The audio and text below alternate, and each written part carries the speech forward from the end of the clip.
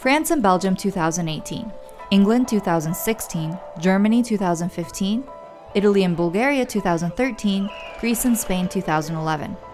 There's one common factor among all these protests and riots. They are all inherently about government spending less. It's about austerity. But why has this issue become so big in European politics? Let's dive in. The global financial crisis in 2008 wreaked havoc across the world, especially in Europe.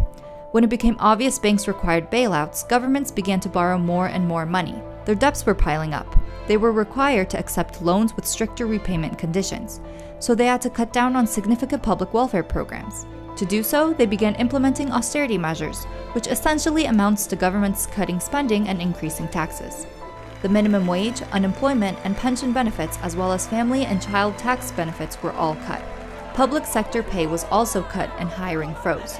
Taxes on properties and healthcare had increased, and services such as police and education had funding cuts. These measures create a cycle.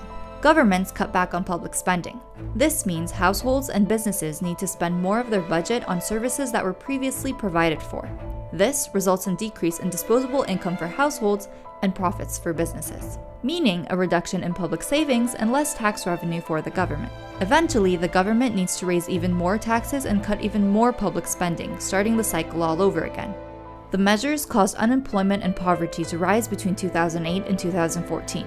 And although employment dropped after 2014, the percentage of working people at risk of poverty has risen across the continent in the last decade.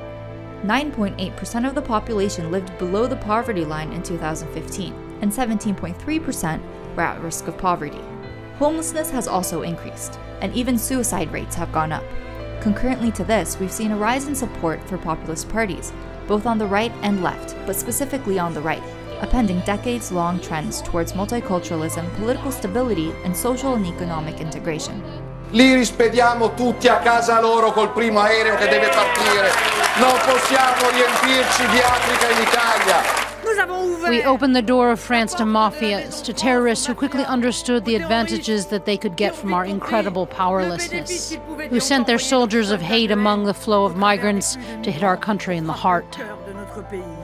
Far-right parties achieved positive election results in Greece, Italy, Switzerland, France, Netherlands, Germany, Denmark, Sweden, and Finland since the debt crisis in 2009. Although austerity has clearly played a role in shaping the current state of Europe, it isn't the only influence, with a range of other issues affecting the region. Which do you think have had the biggest impact?